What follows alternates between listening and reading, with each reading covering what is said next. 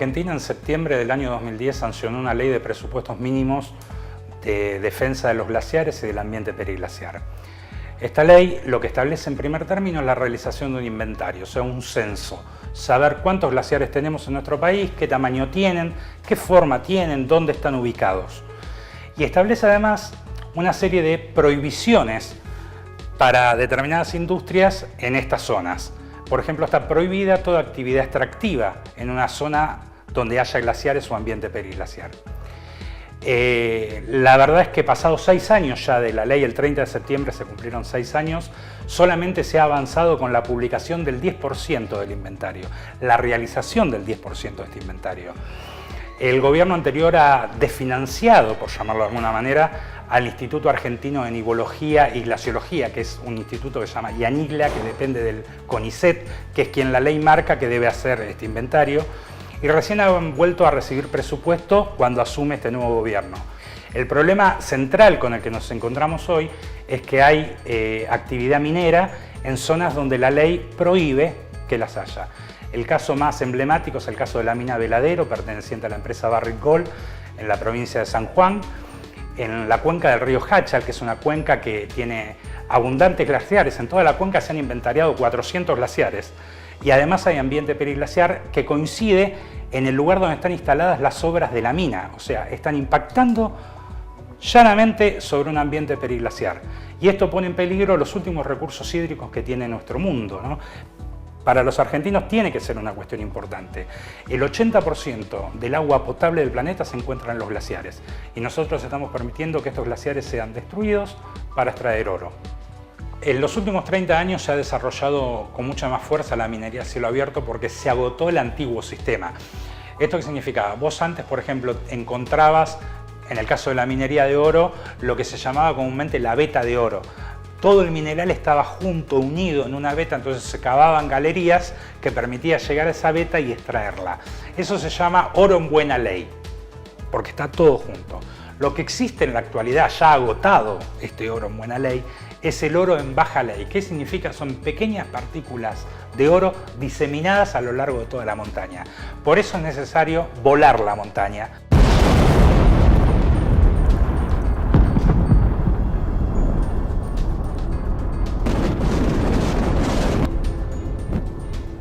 Para extraer esas pequeñas partículas de oro.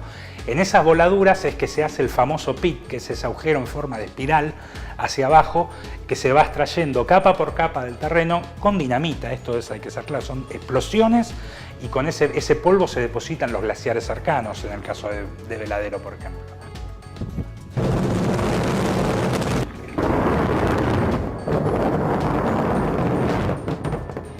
La mina Veladero utiliza 9,5 millones de litros de agua por día. Esto es 110 litros de agua por segundo. Por el uso de ese agua, el canon que paga la empresa Barrick Gold es mínimo comparado al que pagan los vecinos. Y además se ha dado el lujo esta empresa de dañar y contaminar esos cursos de agua. Recordemos en septiembre del año pasado el incidente más grave ambiental que tuvo la historia argentina en relación a minería fue el derrame ocurrido en esta mina Veladero de solución cianurada. Esto es agua con cianuro, que se utiliza en el proceso de minería, el cianuro, para separar la roca del mineral, o sea, separa las pequeñas partículas de oro de la roca. Ocurrió un derrame el 13 de septiembre del año pasado y terminó 1 millón de litros de agua de solución cianurada en nuestros ríos, contaminando 5 ríos de la cuenca del río Hachal en San Juan. Como si esto fuera poco, a menos de un año del derrame del 13 de septiembre, el 8 de septiembre de este año ocurrió un nuevo derrame. En ambos casos la empresa actuó de la misma manera, negando y ocultando la información, no haciendo pública la información de los monitoreos, de los análisis y con total complicidad de parte del gobierno provincial y del gobierno nacional.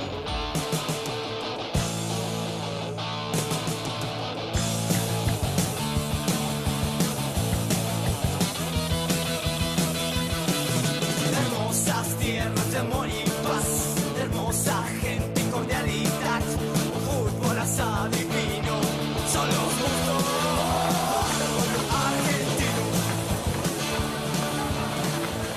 No se toca, no se toca, no se toca.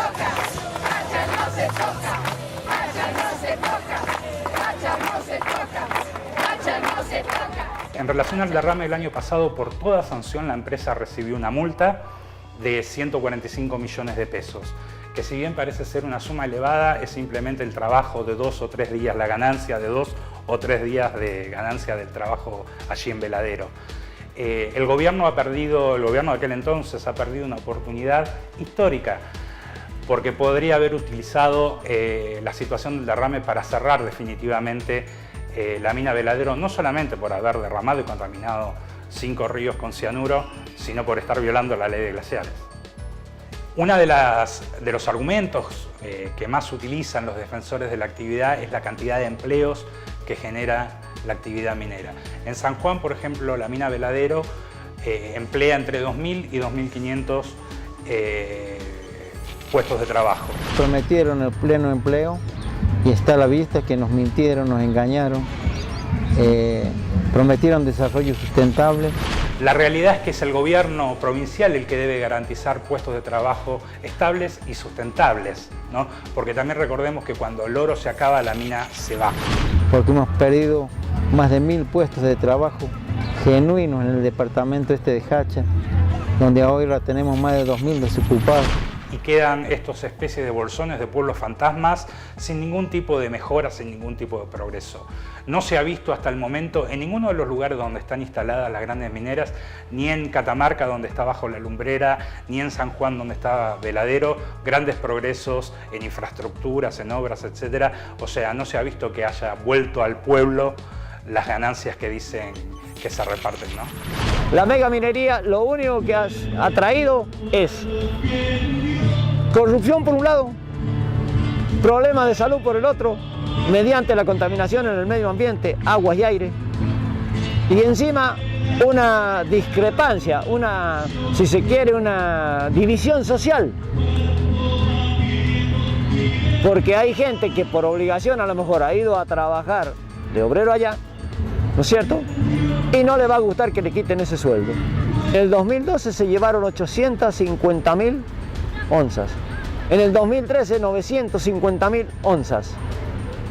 ¿Me quiere decir usted a dónde está el progreso que iban a dejar? Pero además de esto, es una actividad que tiene un alto impacto ambiental. Es una actividad que vuela montañas con dinamita para generar grandes trozos de roca. Esa roca la tritura levantando polvo, y esa roca triturada después la pasa por esa sopa química que contiene cianuro. Todo esto se hace en ambientes sumamente frágiles. Lo que necesitamos es salir del debate si minería sí o minería no, simplemente cumplir la ley. La ley es muy clara y dice, hay zonas que no puede tocarse, hay zonas donde no se permite el tipo de actividad de la minería. Entonces en esas zonas no se puede habilitar ni un solo proyecto minero más. Hay grandes accidentes ambientales y en general cuando se relacionan con minería el impacto ambiental es gravísimo. Estamos hablando de contaminación de ríos que recorren kilómetros y que son irrecuperables porque el cianuro en el río hace lo mismo que hace en la pila de lixiviación en la mina, activa los metales que se encuentran en las rocas. Entonces en las rocas de los ríos, que comúnmente hay metales como, no sé, aluminio, se ven activados por la presencia del cianuro a raíz del derrame y ese aluminio se vuelca de nuevo en ese río. Entonces hoy los ríos que fueron derramados por el 1.000.000 de litros de cianuro que derramó Veladero el año pasado, hoy están contaminados con aluminio, hoy están contaminados con cromo, con plomo, con arsénico, con boro, a causa de ese derrame. En el caso específico de San Juan, esos ríos no suelen ser de por sí potables, porque son ríos de alta montaña con gran contenido de minerales, pero sí se utilizaban para riego. Hoy no se pueden utilizar para nada de eso. De hecho, la producción de cebolla, que era la producción estrella en la zona de Hachal, se ha visto seriamente dañada desde la instalación de la minera.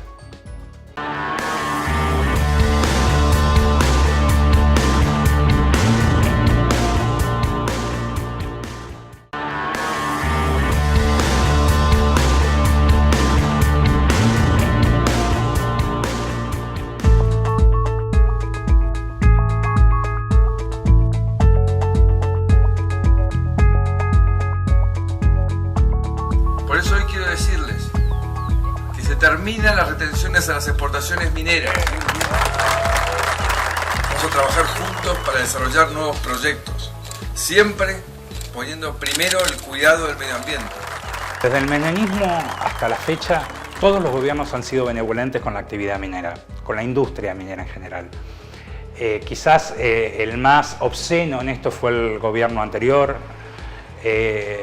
Cristina, por ejemplo, se ha juntado en reiteradas ocasiones con Peter Moon, que es el CEO de la Barrick Gold, y nunca ha recibido a ningún asambleísta antiminero de ninguna de las asambleas ambientales del país, ni de Hachal, ni de Famatina, por ejemplo, que es otra de las asambleas que ha llevado la lucha minera como bandera en los últimos años. Las excusas son muchas. Nosotros creemos que el poder de lobby de estas empresas es grandísimo. The good Lord did not put gold deposits in the middle of Manhattan or Paris.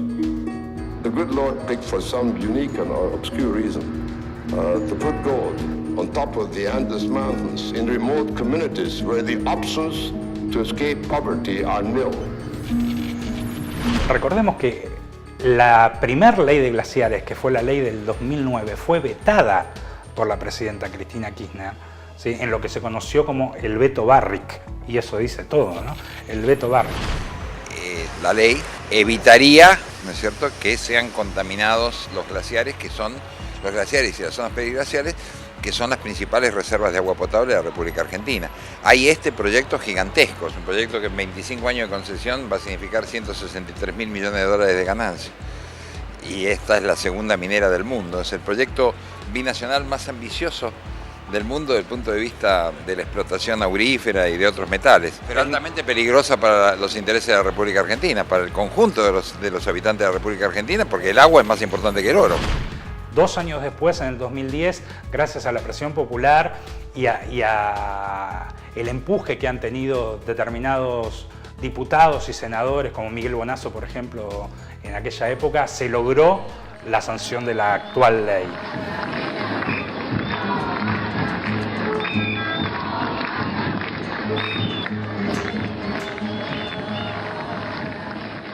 A nivel nacional, la minería está encontrando cada vez más resistencia de parte de los pobladores de aquella zona donde se instala.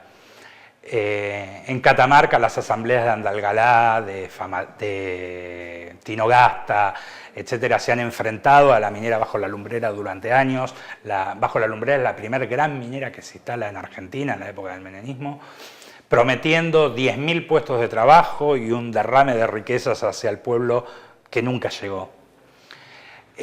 Otro caso emblemático es el caso del Cerro Famatina. Allí minera tras minera ha intentado instalarse para explotar el Cerro Famatina y las asambleas de Famatina y Chilecito se lo han impedido una tras otra.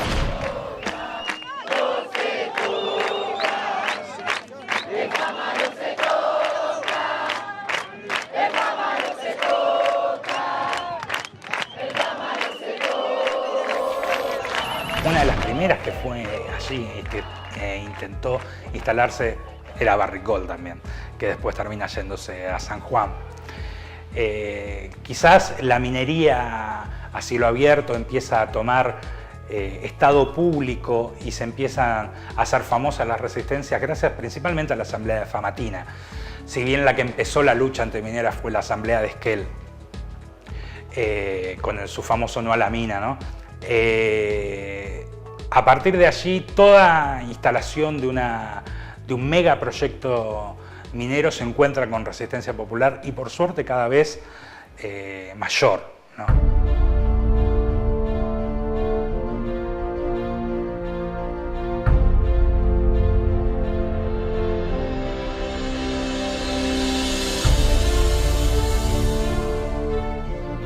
Esa bomba contaminante se encuentra, por ejemplo, a 4.000 metros de altura en nuestra cordillera de los Andes, allí en Veladero.